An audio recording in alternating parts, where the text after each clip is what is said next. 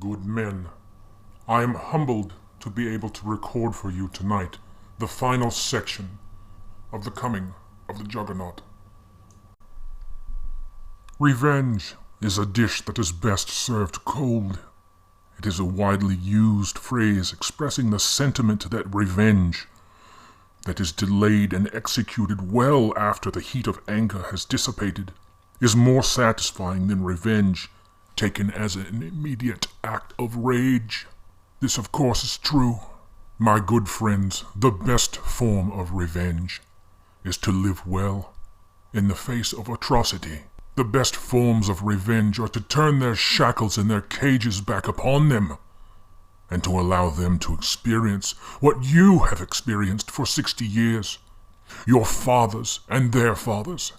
The reckoning for this pathetic race of people is at hand.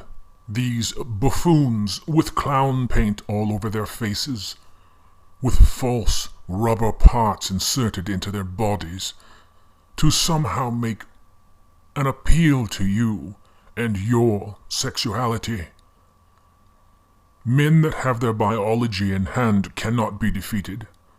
Men that think, that understand, that are little more than shaved apes can escape this. This speaks to the barest of sentiment when it comes to discovering how far men have fallen, how much they have abdicated in this quivering, useless response to self-gratification. Revenge is in fact what they are committing on you. Revenge for not being you, for not being able to dictate term and policy, for not being big enough, or strong enough, or gentle enough, for not having enough feeling, for not being the best writers, the best cooks, the best engineers. You are the best in the world at everything that you do. Every discipline is dominated by you, and this cannot be. In the simplest terms possible, you have won. You have won by not playing the game. You have won by not acquiescing or capitulating. You have won by gaining control of your biology, of your wants and desires. You have won by making the distinction, by prioritizing needs over wants. You have won because there is no way to force you to giving to them. Gentlemen, the coming Juggernaut is here. The new Colossus is upon us. And it will be terrifying. For them. You already know what to expect. You have been paying the price for them. No longer. This is not something that we are prepared to tolerate anymore. And all you have to do is simply protect yourself. Protect who you are. No person in the world can take this from you, even at the pain of death. There is a new age of men upon us. Men are awakening. They are becoming aware. They are beginning to understand, not by ones and twos and tens, but by thousands and hundreds of thousands. This is the only way to explain why you have no marriages, why you have zero growth, why children aren't being born. This is not a result of empowerment of females. This is a result of men who have decided to do something different. Women have been relieved or elevated beyond their matriarchal responsibilities in life. They no longer have to have children. They no longer need to stick to a role. They no longer sit at the house. Nor should they. They should grow and evolve.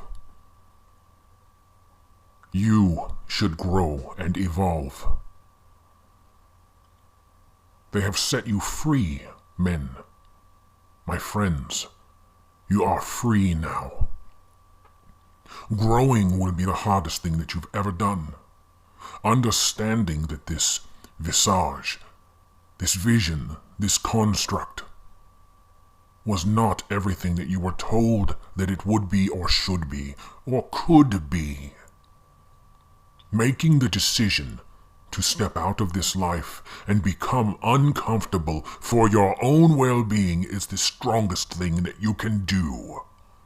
Building character, building your life, understanding what you are outside of a construct. These things will never be easy. It will be as if you're being born for a second time. Trust me, my friends. We've all been born a second time.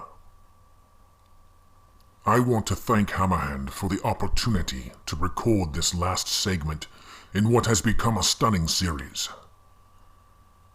I also want to say that I appreciate having the creativity, the creative freedom to do it the way that I wanted to do it.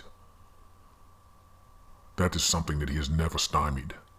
He encourages it in all of you. And you should encourage it in yourselves. It is only a benefit, never a curse. You men do not realize the power that you possess. You are minor miracles, engines of economy, of industry, of self-reliance. Of course, these things cannot be accomplished if you continue to abdicate your position at the head of the table. I realize that we have the saying that there is no table, when in fact there is. You have disinvited yourselves from it. And in my humble opinion, you should continue to do so. A system that was built and designed by you and your forefathers no longer benefits you or your sons. Disengage from this madness. Do not take the bait that they offer, and do not go quietly.